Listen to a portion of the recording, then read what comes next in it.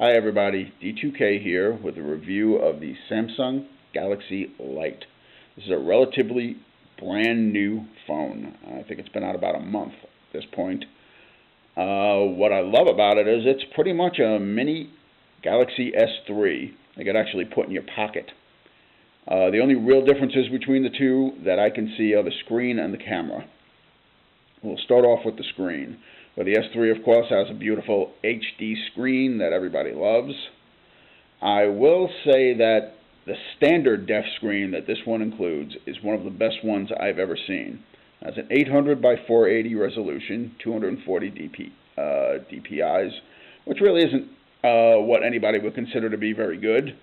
But the color saturation, I'm trying to get a little closer here so you can get a better idea of color. Color reproduction and saturation on this phone are excellent. There is little to no graininess that I can see anywhere. Text is very sharp, very clear. Again, for a standard def screen, it's excellent. Samsung definitely went the extra distance, so to speak, of putting in, even though they didn't want to add an HD screen to really drive the price up, they put in a very, very high quality standard definition screen. Same goes for the camera on the back. Most phones in this price class, which I will get to in a second, don't include an LED flash, and the camera is usually subpar or below quality. Not so much so in this one. This particular one, while it's only 5 megapixels, it takes excellent pictures. Let me pop up a couple, go into my gallery over here. Let me go into, I had just gone to Salem, Massachusetts, and went on a tour and took a bunch of inside shots on purpose with this to give you an idea of how clear and how crisp the color is when using the flash. I am very impressed with every picture I took with this. There was no blurring, no washout. Faces came into focus very, very clearly.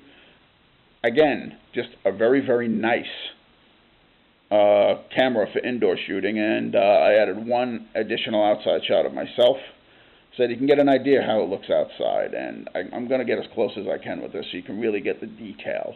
There is a lot of it. Again, for a 5 megapixel camera, this is one of the better ones I've used, period. Again, Samsung did not skimp on the quality of what they did put in this phone. The biggest and best part spec-wise on this is the almost identical processor that is sitting in the S3. This one is called, from what I can tell online and from what I've been reading so far, nobody knows what the name of this particular processor is, but everybody's guessing it's simply mildly updated version of the one in the S3, which is the Samsung Exynos 4. 4412 variant. It's the closest thing we can come to in figuring out what it was. Antutu seems to back it up a bit by showing us that they think it's an MTK MT6572, but the Mali 400 multi-core processor kind of defeats that, kind of proves that it is not that particular one. Another thing I happen to like about this, and that really makes me think it's a Galaxy S3 clone in a smaller body, the Antutu scores. They're almost identical, literally. The S3 is 17956. This device is 17390. I mean, the numbers across the board are almost identical, no joke. So, again, from what I can tell and from what I've seen on here, the processors are identical. Quad core, outstanding speed. Nothing on this phone is slow. I mean, there is absolutely no lag anywhere on this phone. Playing games, playing movies, nothing slows this phone down. I'll give you an example of gaming capability. I loaded on a little one called TurboFly HD. Give you an idea how loud this loudspeaker is. Listen to that. That is really, really loud. I have to lower this thing down to almost half in order to play a game. I did not set this up to use the accelerometer that's built into it. Instead, I just decided to go with touching the screen in order for turning. I kind of prefer that in many race games if it's available.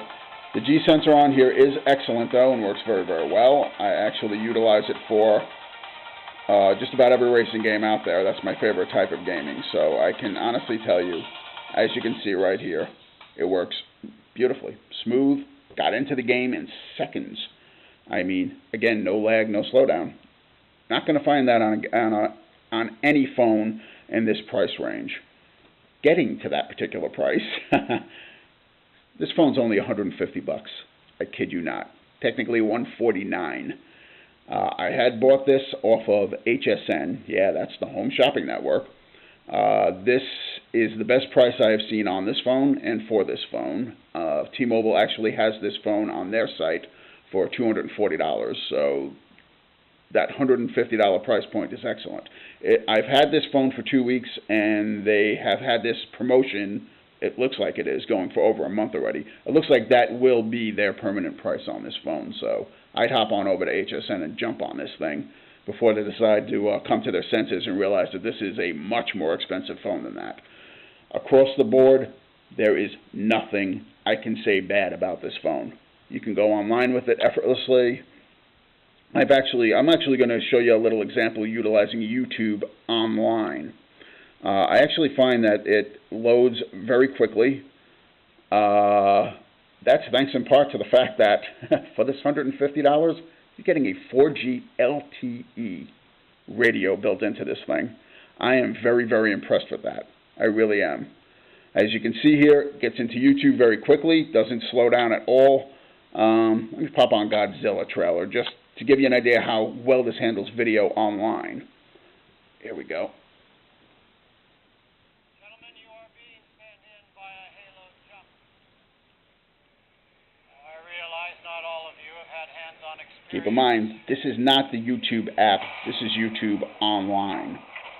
Frankly, none of us have ever faced a situation quite like this one before.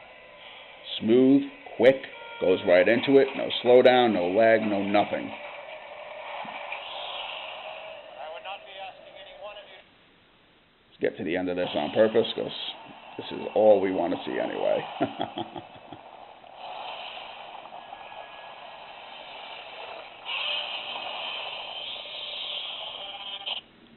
Again, that was online, folks. The app, every bit as fast, every bit as quick. But I will state very honestly, I have never had a better online experience than with this. This is my first 4G LTE phone, and all I can say is, wow. The hype definitely fits it, no questions asked. Wi-Fi also works beautifully on this. No problems whatsoever with that. Hooks up immediately, and I have ridiculous range. I've gone up to 4 rooms away from my Wi-Fi router and still have a very, very strong signal. Very smooth, very fast. That I can sum up this phone with those words. A very smooth, very fast phone for $150. You're never going to get... honestly, the inevitable comparison to the Moto G from Motorola, guaranteed, I don't think they compare. I really don't. I think this is a better phone. Simply because in the United States, 4G LTE is the standard here. 3G, it's near dinosaur level here. And 3G is as good as that phone gets. The G just doesn't go any faster than that. It might have a better screen than this, but they both have quad core processors. They both have a lot of power going for it. And right now, this phone is quite a bit cheaper. Again, don't say, oh my God, it's got a standard definition screen. I have to avoid it. I have to avoid it. This is an excellent standard def screen. There is nothing about this screen that is bad, period. Do not let the HD hype, as I like to call it, sway you from buying a great, great phone. You really will kick yourself for doing that. This is, at the very least, is worth checking out and seeing if you can. It is an off-contract phone. Comes with its own little SIM card if you want to, but I'm currently using this on contract with T-Mobile right now. Can it be unlocked? I don't know for sure. But I mean by that is I have read one review that states that it can be. That would be very nice because honestly, to have an LTE-based phone at this price point it would be nice to be able to use it on other carriers other than T-Mobile as well. So here's to hoping that works. As for a couple of other little extras that came with this, I like the fact that this thing can handle a 64 gigabyte card, micro SD card. That caught me off guard because the specs on T-Mobile side as well clearly state that it only goes up to 32, yet I popped a 64 in here and it worked just fine. So that's a very nice touch add-on. But it really isn't necessary because one of the other little pluses that comes with this phone is a Dropbox account, free for 2 years, 50 gigabytes. So again, storage, not a problem with this phone. You have it, there's plenty of it, and it's out there and available for you. And it's a free plus that comes with it through Dropbox, and I like that. So you have 2 years of free 50 gigabyte cloud storage. Again, can't beat that. So what else can I say about this phone? The other two specs that really matter to me were the fact that it has a gigabyte of RAM, unlike any other phone in this particular price range, any other Android phone in this price range that's still stuck at 512. It is running the latest version of it, not the latest version of Android, but an excellent version of it nonetheless, 4.2.2. As I stated earlier, the TouchWiz interface really surprised me. It works actually very nicely on here. It's smooth, works beautifully. If you don't like it, load your own launcher. It's as simple as that. Again, just because it has TouchWiz doesn't mean you have to use it. Okay? Again, I am not a TouchWiz lover, and I really like the implementation on this phone. It looks good. It works good. It's super, super smooth. Doesn't throw an anchor into the works like it usually does. I really like it. So, again, I recommend you giving it a shot before you immediately pull it out of the box and change the launcher on it. Okay? Do yourself that favor. The only other spec is it does only come with an 8 gigabytes built in, but as I was stating a few minutes ago, that's really not a problem.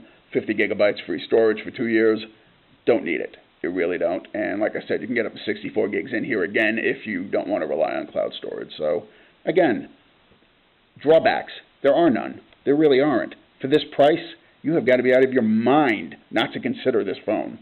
At least get it in your hands and try it. I know for a fact with HSN, if you don't like it, I believe you have 60 days. You can send the thing back. Get this thing in your hands, try it, see for yourself. If you don't like those tremendous screen phones, simply because of their size, they're beautiful, they're great, they're fantastic, their size is ridiculous, seriously. For everyday use, this is a better phone. Fits in your pocket beautifully. If you don't like the keyboards on here, you can use whatever keyboards you want. It does have swipe, by the way. So, and with my gigantic beefy fingers here, I still work it very easily. So, again, unless you have abnormally large hands, I don't think you're going to have any problems with this. 4 inches is a really good sweet spot. It really is. It's not really small and it's not tremendous, but it fits in your pocket real nice. Big plus on this phone in my book. If you have any questions at all about this phone, ask below. I will answer to the best of my ability. Thanks for watching.